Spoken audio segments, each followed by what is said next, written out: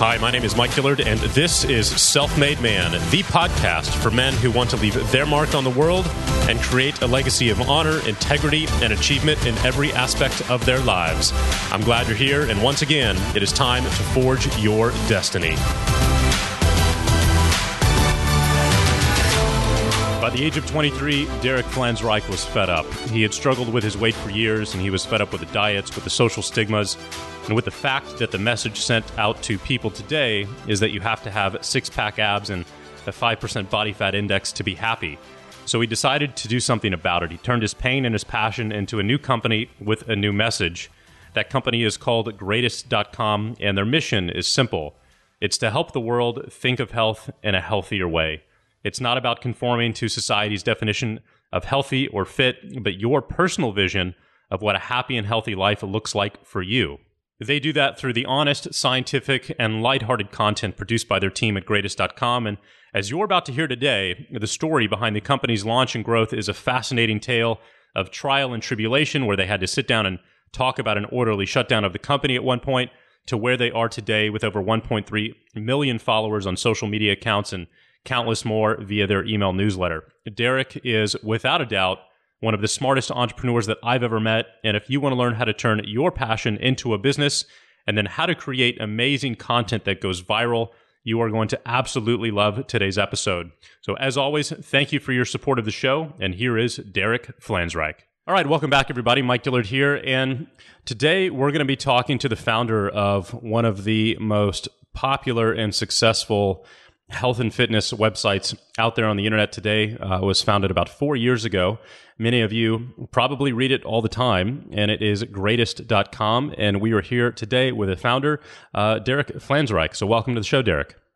Thanks for having me. Appreciate it, Mike.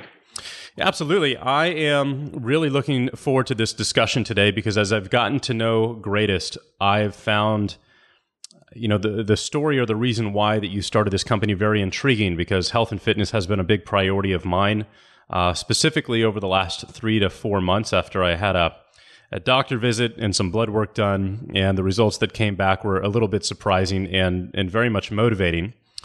But what I have found most interesting about Greatest and your mission here is really the tagline that you have on your About page, which I think sums it up personally, which is being healthy doesn't have to suck. And so, rather than taking a very dogmatic approach to health and fitness, it really looks like that you guys have taken more of a holistic approach to health and fitness, where happiness is really the goal and being your greatest self is the goal, rather than, getting down to 5-6% body fat and having shredded abs and, eating meat and veggies nonstop and really losing the fun piece of life, if you will. So I'm really looking forward to hearing the story that inspired you to take that approach and to start the company. Yeah. So, I've actually had 5 to 6% body fat and super shredded abs and just eating meat and veggies. I've been there and I'll tell you I won't do it again. It's less fun than it sounds, but I wasn't always that way. I mean, I grew up the biggest kid in the class, really struggling with my weight. I felt like everywhere I turned, every TV show that I turned on, every Google search that I did, every magazine that I bought, was trying to tell me that I should look a certain way, was trying to sell me certain things, had a very sort of one-sided approach to health. And most of it just made me feel worse about myself. Around me, as I started getting better at my health and fitness, in spite, I think, of a lot of the noise that's out there, as I saw my friends around me start turning to me for advice, I just, it crucially began to feel like there was this enormous seismic shift in how people were starting to think about health. That it was moving away from health and fitness being the point and more to it just being a part of living a better, longer, happier life. And it blew my mind that no one had really built a brand for today and built a brand for what I believe is a new way of thinking about health. And in many ways, the way people should think about health. We try not to be prescriptive, but if there was any prescription I would have, I think it's very much about doing what's good for you. Not what's good for someone else, not what Dr. Oz and Jillian Michaels think, not what Men's Health says is the 5, easy ways to succeed at. It's really about what's good for you. And finding that, I think, is really what then allows people to stick with it in a sustainable way. And so that's what Greatest is. I started Greatest nearly 5 years now, and it's really built on that belief that we can build sort of the defining healthy living brands. Though I'm not sure I would have called them that for most of my short life. When I was a little kid growing up, I started a dog walking business where my first employee was my mother because I couldn't hold on to the dogs myself. In middle school, high school, and college, I started organizations, and every one of those organizations, to my knowledge, is still around, is usually much bigger and better than I left it. And each of them has sort of built a brand and a sustain on my own, and that I might not be terrible at it. And so I think I decided that I would ultimately start my own thing. I just didn't know. I felt like it was not a culture and a vision that motivated people the right way. And I thought, man, if he had the vision and if this culture was that great, then this could have been worth 10 times that. And so I sort of ditched all the ideas I had for social networks and software as a service businesses, all the relatively good business ideas that I had, honestly, and instead refocused on what had been my personal passion and struggle for my entire life, which was this health and fitness thing. And so instead of really having a plan, in some ways I really said, here's what I might be on this earth that takes me, because then I can be inspiring, and then I can set forth the vision, and then I can wake up 4.5 years into it like I do today, just as passionate and just as excited, and I think just as motivating and just as fulfilled and purposeful as I did starting in just the early days, nearly 5 years ago. Yeah, absolutely. I mean, those are the best kinds of businesses that you can possibly start, are the ones you're most passionate about. The name is great. So it's greatest.com. Less interesting way of putting that, but really, really good name. And I'm curious, it has a bit of an off spelling. Were you lucky enough to sit down and just type into GoDaddy or whatever it may be, greatest.com, and yes, this is available? Or did you have to go buy that? What was the story behind the name? I got lucky. And the uber duper super athlete. I felt like there was, when you turn on and look at traditional media, you're always either the dude with 6-pack abs on the cover of the magazine, or you're like a fat slob eating a pint of ice cream for every meal.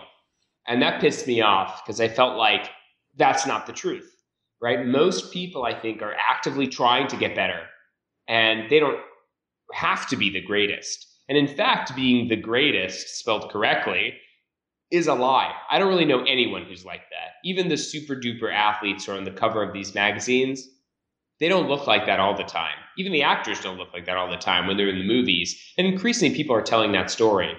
But really people, I think, should just strive to be greatists, which is somebody who's just trying to get better, who's just trying to improve. Just like an artist works on art, right? A greatist just works at being better, being greater.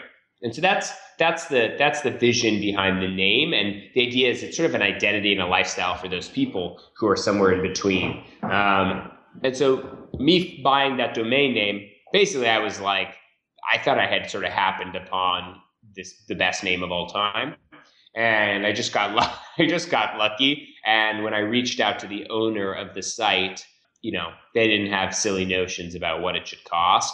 And I think we bought it for maybe a couple $100. I mean, wow, it was really, I paid for 2 things in the first year or so of Greatest. One of them was the domain name, and one of them was the design of the actual experience when we launched. Everything else was free.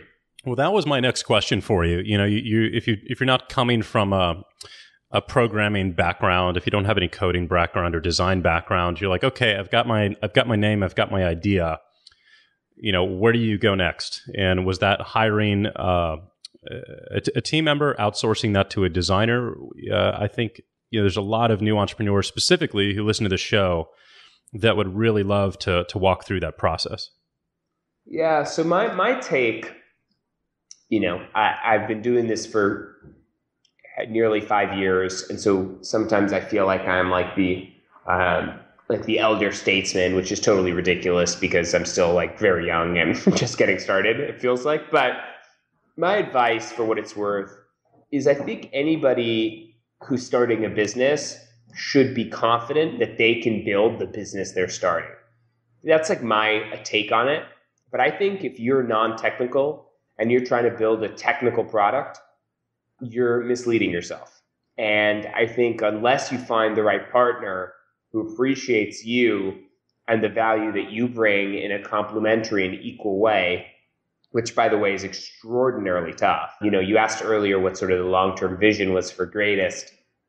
For me, Greatest's vision has always been unbelievably huge. We're going to build the defining healthy living brand and business for this generation and generations of the future. And that cuts across everything. Media is the starting point. Launched, we had, somewhere between 5 and 10 writers, and we'd been producing content for months to try and get the voice and the quality and the tone right.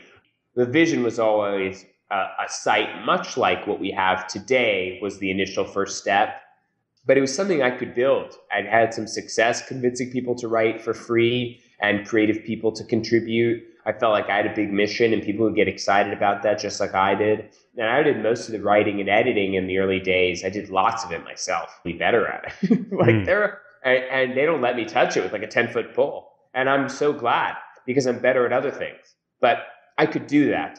And so today when we have, we've sort of earned the right in some way to build a development and design team that we today have fully in-house. All of our technology is built to it, as opposed to sort of trying to start somewhere that I couldn't do myself. That's my bias.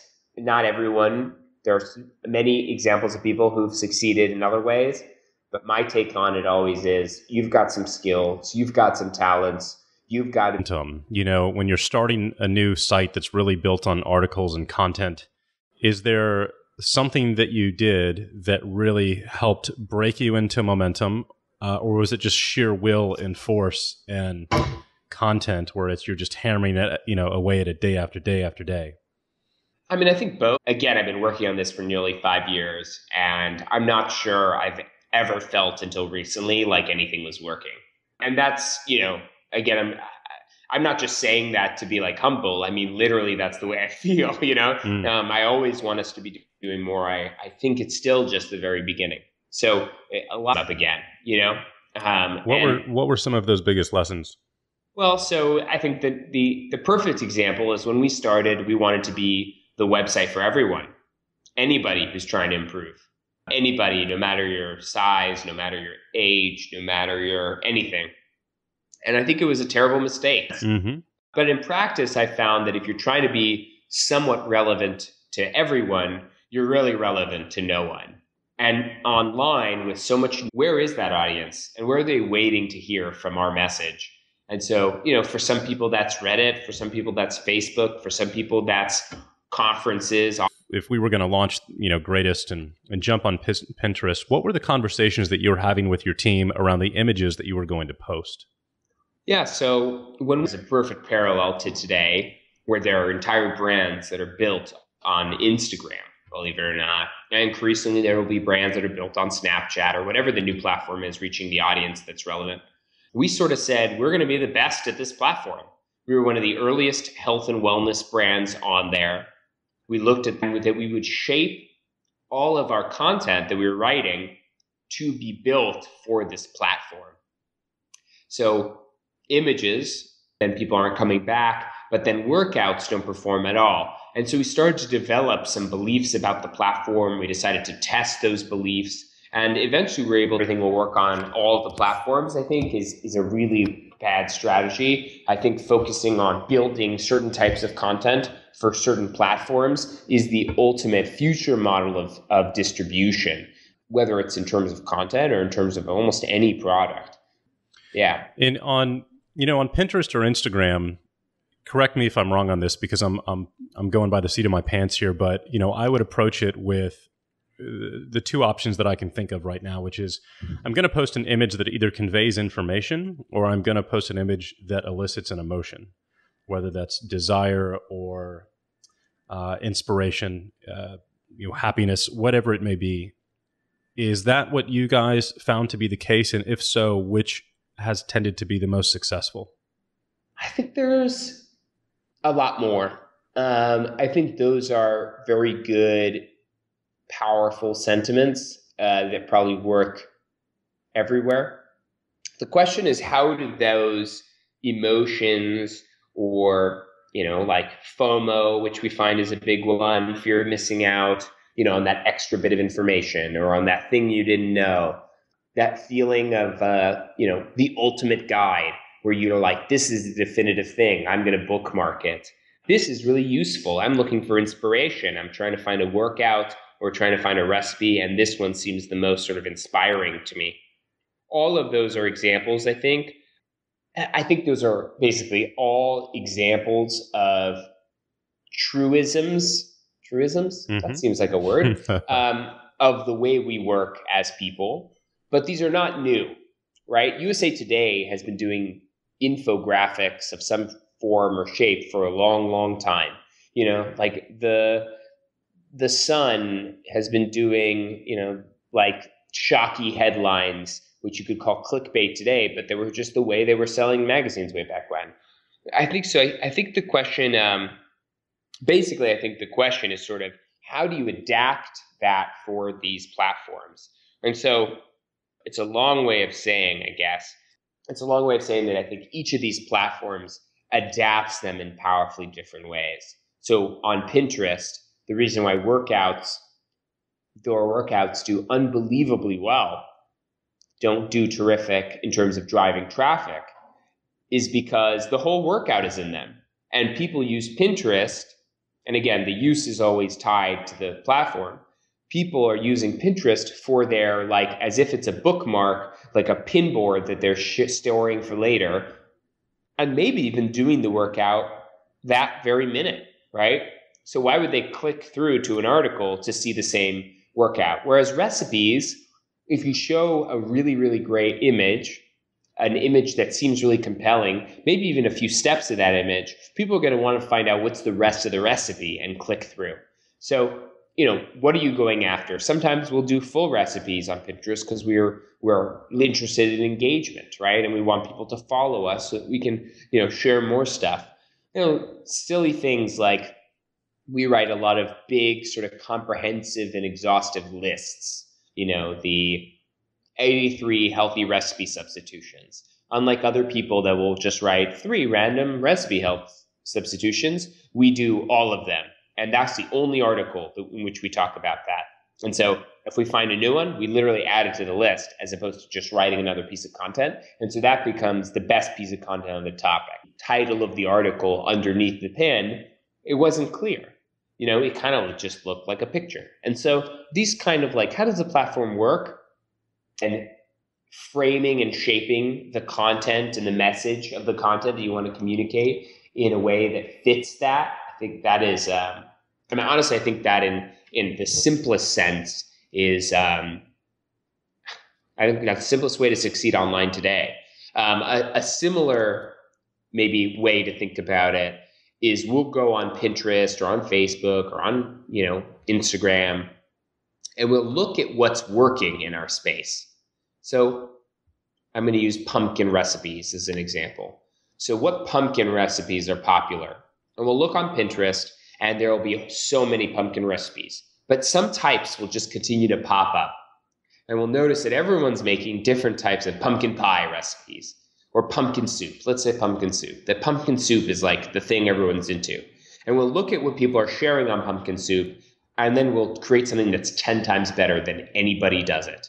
And we'll create the definitive pumpkin soup recipe list or pumpkin soup guide. We will create the best piece of content instead of just another piece of content.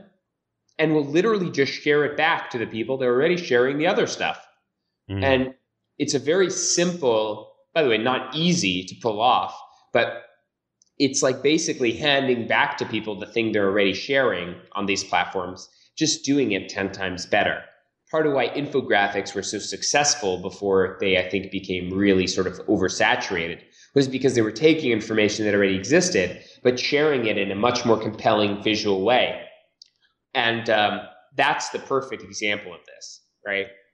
It's 10 times better, or at least 10 times more effective than regular text, just to show it in a graphic.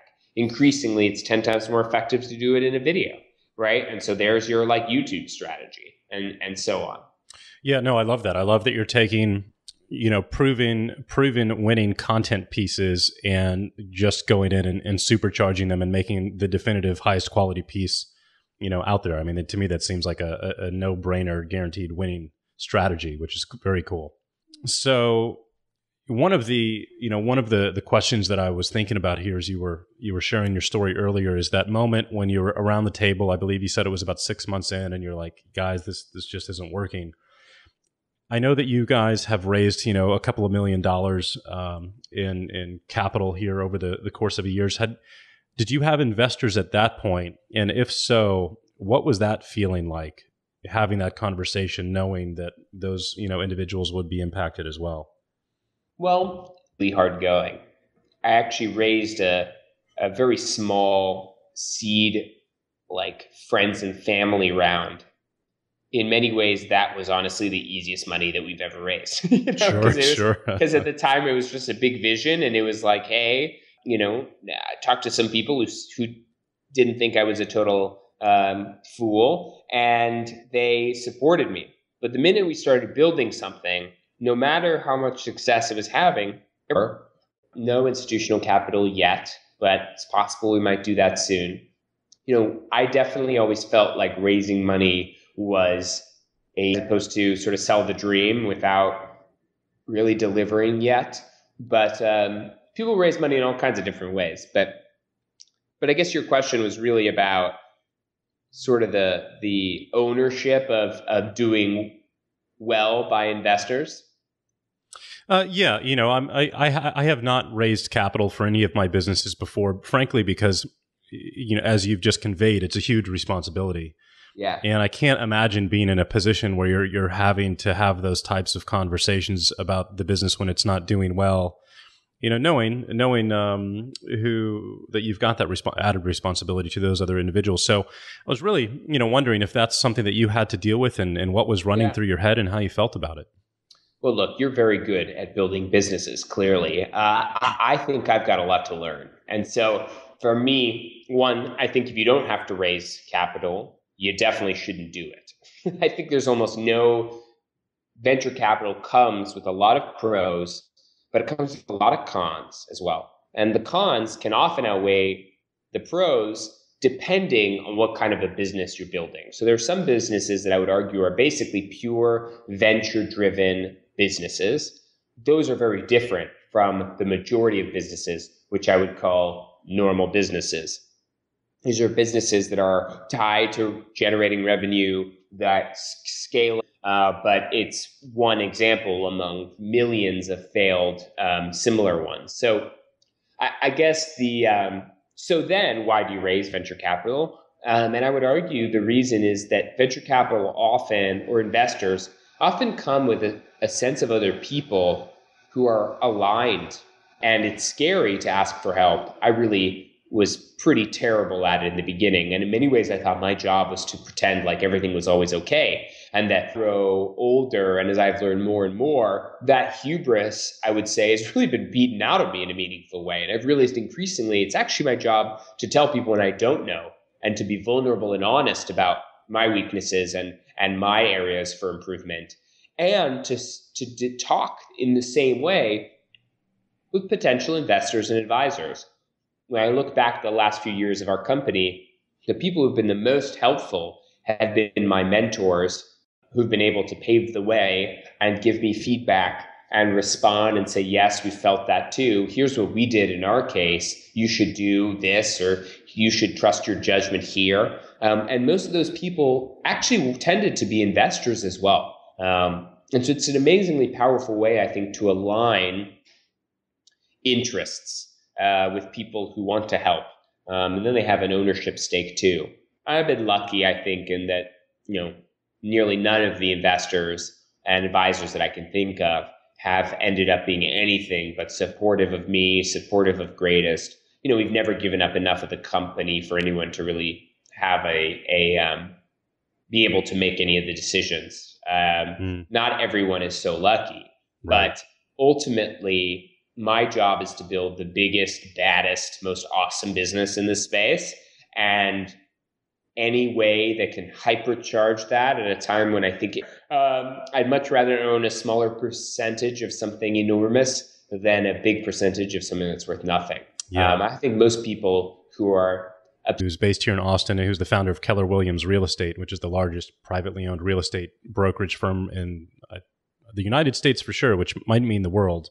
Yeah. But multiple $billion company, and he started that and bootstrapped that business himself, 30 years ago. And the question that I had for him, because we were discussing my startup that I'm working on right now, my next venture, was, what do you want to do with this business over the next 20 to 30 years? Do you want to grow this and become the dominant, company of its type in the world, in the industry? Or do you want to, launch this and build it for 2 or 3 years and then sell it and then move on to something else? And, he is one of the absolute best in the world when it's come to building the empire and he's got a process for it and methodologies. And so it was a very good question. And so it's really great that you know exactly where you're going, what you want to accomplish. And so, what is the vision for Greatest? Let's say over the next either 5 years or 10 years, I'll let you choose which one is most suitable for you. But where's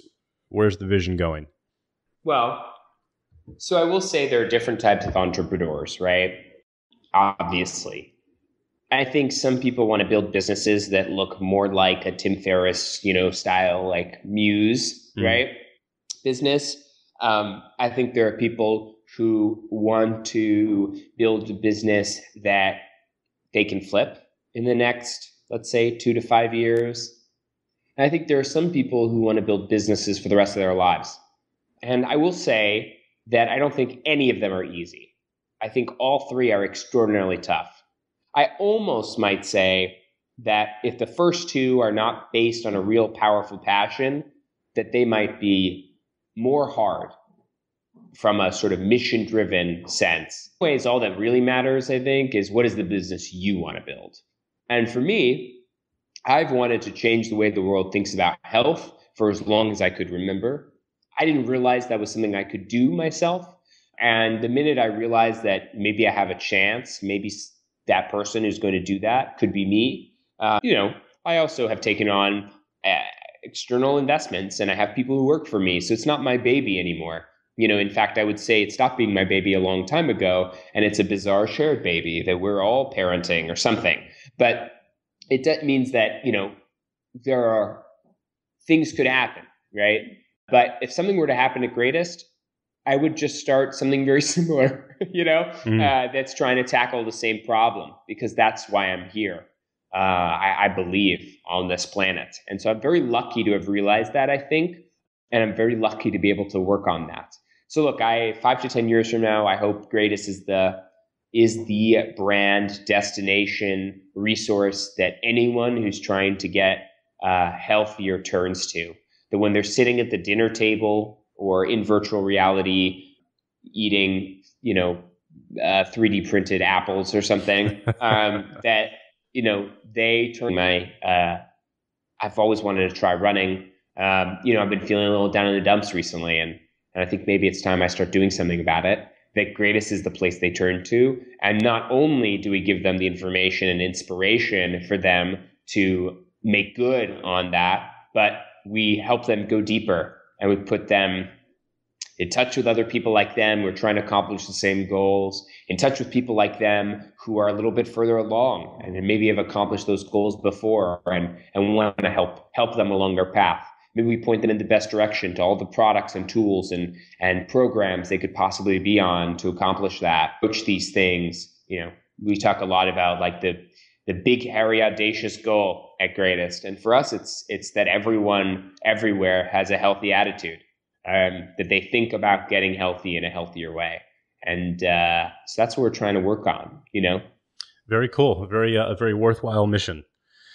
So Derek, what is the one thing that's had the most positive impact on you personally, let's say over the last year? That could be a book, it could be a person that you've met, an experience that you've had, that's just like, man, that was something that moved the needle in a really big way for me in my life recently. Every 6 months, I go away for a week and I don't respond or check my emails. I started that 2.5 years ago. I just recently came back. That's why it's, I guess, top of mind. But I just recently came back from my fourth one. Do you mind if I ask where you go? So I go anywhere that resembles a castle. Because the first time I went to, I grew up I'm still a big wizards and dragons and castles nerd. I 2.5 years into Greatest realized I hadn't taken a vacation at all, literally at all. Tends to happen. Yeah. And I went away and I went to Scotland, which had been a dream of mine. I went to Scotland and I stayed in basically a bed and breakfast that was a castle too. And that might sound impressive, but nearly everything in Scotland is a castle bed and breakfast. So don't be misled. Still had a startup salary. But I came back from that week off email, having been able to read a lot of books and sort of just spend a lot of time thinking about how I was and how the business was going, thinking about the business, but not actually dealing with the day-to-day, really taking a powerful step back and reflecting on our path, my path, within it. And I came back with such an extraordinarily clear head and almost the most clarity I'd had for years. And I was really struck by this. Everyone, of course, knows that you should go take a vacation. Nobody would disagree that vacations are a bad thing. That they're a good thing. But I didn't realize how huge of an impact it would have on me and my business. And so every time I've come back, every 6 months, I have a pretty big revelation, about what's next and how we're doing and how I'm doing. And sometimes that's results focus on the brand. And I've thought a lot about what our core metric is. And I think the core metric is not revenue. It's not audience growth, but actually it's user trust. And let's really rally around this notion. And those weeks, oddly enough, I think sometimes are the best work I do in 6 months. And I would highly recommend that everyone goes away and truly doesn't send any emails. And if you think your business can't last for a week without you going away, something is really wrong with you or your business. I was going to say, you don't have a business, you have a job. Yeah, that's exactly right. That's very well said. Very cool. Well, this has been an awesome conversation, and I have learned a ton. What would be the last, one or two pieces of advice that you would like to share with everybody listening here today when it comes to, either their life personally, their health goals? That are also good for me, and those tend to be the things that I keep doing, and that's what it's all about. Anyone can suffer for a short period of time and accomplish superficial goals, but this is a long game. So I think that's ultimately, a different way of thinking about health. And by the way we want to help people think about it. I would also say that when it comes to starting your own thing, the other sort of piece of advice I think that I give a lot to be ready. If you want to start something truly, then knowing you'll never be ready, I think is really, really empowering. If you don't really want to start something, but you've been thinking about it for a long time, maybe that's not what you were meant to do, And so I tend to try to convince people that you will never know how to build your business. No one will have ever built it before quite the same way. No one was you building the business, and the timing has never been the same. And thought of that actually was from an old Tony Robbins program years ago, back in my early 20s, that I heard in my truck. It was probably on a CD at that point, but it was essentially summed up in one line, which is everything that you need is already in you. And that line for me really gave me the permission to go ahead and get started, whether I thought I was ready or not. And, so along the same lines, it's just starting, even if you don't think you're ready, because ultimately that's what's required. So Derek, this has been awesome. Where should people go to follow you? Obviously, greatest. Worse out loud than it did when I thought it made a lot of sense. I was typing that in, and my email is like all over the internet. So I'd love to hear. I love helping people who are, especially people who are trying to build like good things for the world and trying to build brands that people love. So any help I can give, I'm happy to give it. Awesome. That's very, very generous of you. Well, thank you so much for joining us here today. This was fantastic. And we'll talk to you guys soon. We'll see you next week.